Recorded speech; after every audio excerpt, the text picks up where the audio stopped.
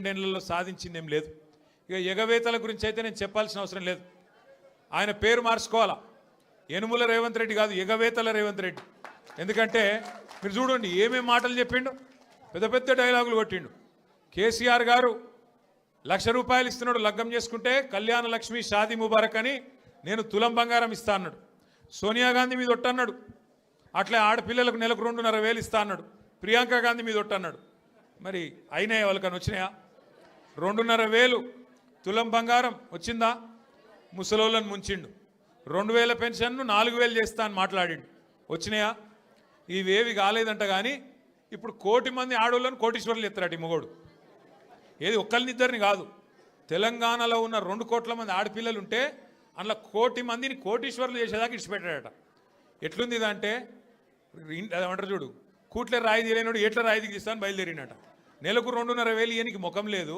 కానీ నేను మొత్తం 1,00,000 మంది ఆడపిల్లల్ని కోటీశ్వర్లను చేస్తా అంటుండు. 1,00,000 మందిని కోటీశ్వర్లు చేయాలంటే నాకు కొద్దిగా లెక్కలు చక్కగా రావు. 1,00,000 మందిని కోటీశ్వర్లు చేయాలంటే ఎన్ని కోట్లు కావాలి తల్లి? 1,00,000 కోట్లు కావాలి. మరి మన బడ్జెట్ ఎంత? 3 లక్షల కోట్లు. ఎన్ని రోజులు కావాలి మరి? మీరు నేను బతుకుంటామా? 1,00,000 మంది కోటీశ్వర్లు కావాలంటే గింత లంగ మాటలు, గింత దొంగ మాటలు, పెద్ద పెద్ద గొంతేసుకొని వరుతున్నాడు. నిన్న మొన్న మీరు చూసారు. నాకు నిజంగా ఒకటి అర్థం కావట్లేదు. ఇప్పుడు ఎవరన్నా నువ్వు ఎక్కడికి వెళ్ళి వచ్చినావు, అసలు నువ్వు ఎక్కడికి వెళ్ళి మొదలైంది నీ ప్రయాణం? రోడ్ల మీద అయినా పెయింటింగ్లు వేసుకుంటుండే పాపం రేవంత్ రెడ్డి గారు. మంచిదే, తప్పేం లేదు. చిన్న స్థాయికి వెళ్ళి పెద్ద స్థాయికి ఎవరైనా రావాల జీవితంలో, తప్పు లేదు. కానీ మంచి పనులు చేసి రావాలి. లంగ పనులు చేసి, దొంగ పనులు చేసి, బ్యాగులు మోసి, సంచులు మోసి, దొరికిపోయి జైలుకు పోయి మళ్ళీ అదేదో పెద్ద గొప్ప విషయం అన్నట్టు మళ్ళీ దానికి పోజులు కొట్టుకుంటా. సరే నీ కిస్మత్ బాగుంది, పేమెంట్ కోటాల ఢిల్లీలో పైసలు ఇచ్చినావు, ముఖ్యమంత్రి పదవి తెచ్చుకున్నావు, అందరికి ఎరికేది. ఇప్పుడు కూడా నెలకు ఢిల్లీ పైసలు పంపుకుంటా పదవి కాపాడుకుంటున్నావు. సంతోషం, నువ్వు కాపాడుకో.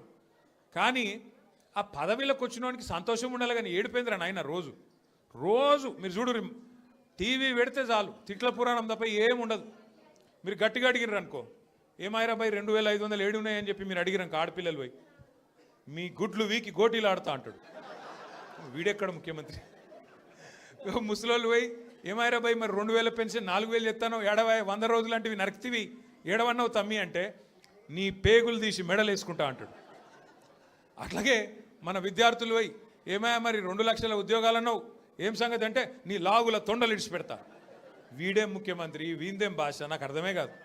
అరే 2 ఏళ్ళకి వెళ్ళి ఏం చేసినవారు అయ్యాను అంటే లాగుల తొండలు ఇడుస్తా, మెడల బేగులు వేసుకుంటా, గుడ్లు వీకి గోటీలాడతా. నీ అమ్మ నీ అయ్య గీదా భాష?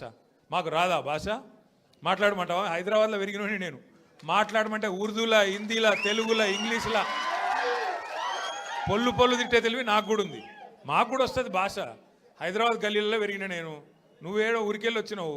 సరే రా, పర్వాలేదు, నీ అదృష్టం బాగుంది, ముఖ్యమంత్రి అయినా చేయి. రోజు ఏడుచుడు ఎందుకు?